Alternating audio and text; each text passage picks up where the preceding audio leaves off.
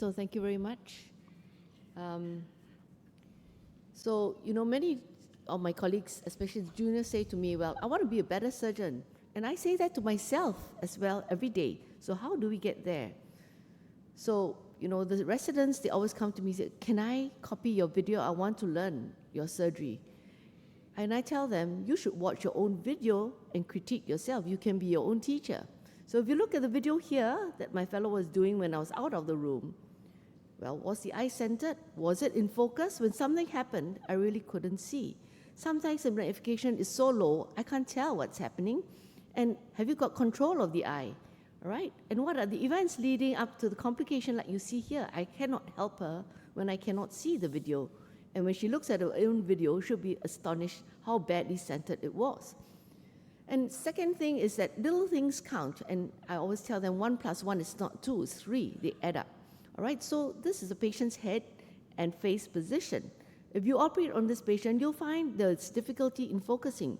You may not find that difficulty when you're young because you've got great accommodation, but as you get older, you'll find things that are not clear at a certain level of focus. So you need to get used to getting the head adjusted so that the face is parallel to the ground and it keeps things always in focus and you don't have to keep adjusting the foot pedal. Now, having the eyelids draped properly is very important, all right? So you can see here draping of the eyelid, and you want to drape the lid margin, not just the eyelid, and you can see how we get this done properly. And then meanwhile, another point here is if you see a sunken eye like this, I always tell my residents, please give a block, even if you don't think you need a block, because that will help you, the oil and the oil from the meibomian glands, that if you do actually drape properly, you can see here draping done properly, wrapping the drape around the lid margin, right? You don't get oil, all right? If you get oil, it's not because the patient's lid is just oily, but because you're not draped it properly, and you don't get welling, all right? So you can see more clearly. So how about the choice of speculum? To me, it's very important, especially amongst our Chinese population. We have very, very small palpable apertures. So it's important also because these two different types of retractors actually do different things to the eye. So something like a Jeffy lid speculum or rubber bands actually lifts the lid margin off, so there's no pressure on the eye, and the width of the speculum also counts. So the narrower the blade, actually, you can actually retract more widely. So this is important when you deal with small palpable apertures. It makes your life easier. How about the ergonomics? I always tell my students, you should look at me when I operate or a colleague when you operate, not just focus down the scope. Your sitting posture, you can see my two residents, one has an upright posture, and the other is really bent forward. Can you improve on this? Because when you get older, you have severe back pain and you cannot do many cases. You get tired.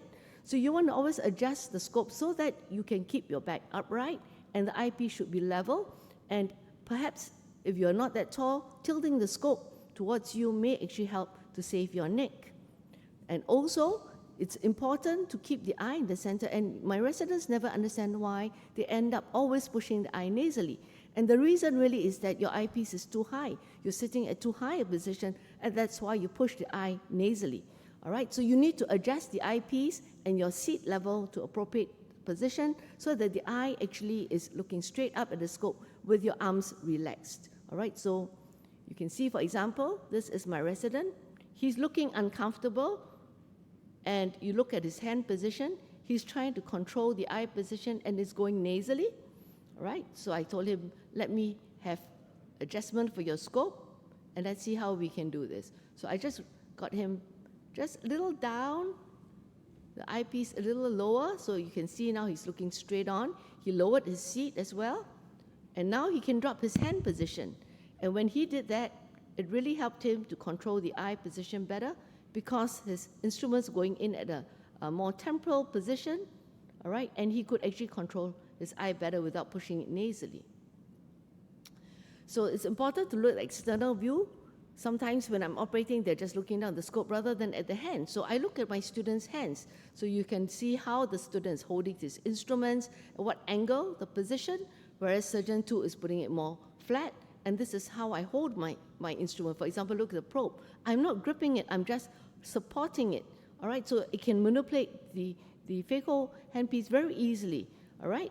Where do you rest your instrument so that you're steady? So these are all things that you want to pay attention to. So you can see here from a side view. Okay, so this was taken by my AV cameraman, and I was interested, you know, because I never knew this was what it looked like, you see. So there is really no pressure. You want to have everything actually supported. You look at the lid retractors, they're not pressing on the globe, especially when you're doing a lens with loose zonules. You don't want to be pressing on anything. There's no pressure on the globe to push vitreous forward. So it's very useful to actually be able to get a colleague to even videotape you when you're doing surgery to see exactly what you're doing. All right, so this is very helpful for me to know.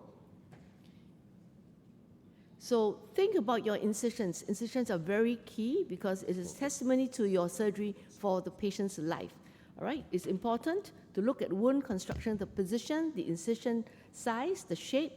So you want to plan the number of incisions, planes, and I generally prefer a single plane incision, and it should go upwards to the appropriate length. So what is the good appropriate length? It should be about 2/3 to 4/5 of the width so that you do not get all locked.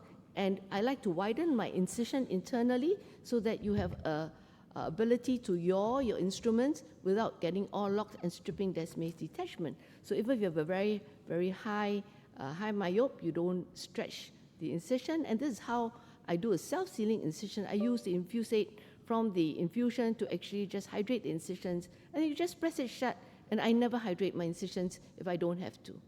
Okay, so these are important because you have a nice incision with that. And you see the way I lift up my incision to get in, and then once I'm ready, then I turn on my infusion. I can see exactly what I'm doing, and I do not detach Desm's membrane when I do that. I'm very careful, right? So always respect ocular tissues. Do not just shove in your instruments. So very often my surgeons forget that viscoelastic is invisible, and they don't see it, and they run into trouble for this reason. In fact, I recently had one of the drug reps come to tell me, oh, someone had a wound burn because they did not aspirate the viscoelastic when they entered, and they just started doing troughing. Okay, viscoelastic is invisible. Always remember it's there, it's doing its job, but when you enter the eye, if you have the eye filled with viscoelastic and you have a high myope, you will have lens iris diaphragm retroprojection syndrome, which you need to release like what you saw here. All right, and if you're phacoing in dispersive viscoelastic, you will get a burn at the incision because there is no flow, all right, because the viscoelasticity is higher than BSS. Now, it's very important to understand phaco-dynamics. It is the key to controlled surgery. So if you do not know how to do this, when you start, it's okay. Your mentor can help you. But as you go along, you need to know how to adjust your parameters so that you can control your surgery even when you have a complicated case. And I think it's always very useful to do bimanual surgery. So you can see here, doing bimanually, I like to hold the eye in position so that it can help me to adjust what I need to do.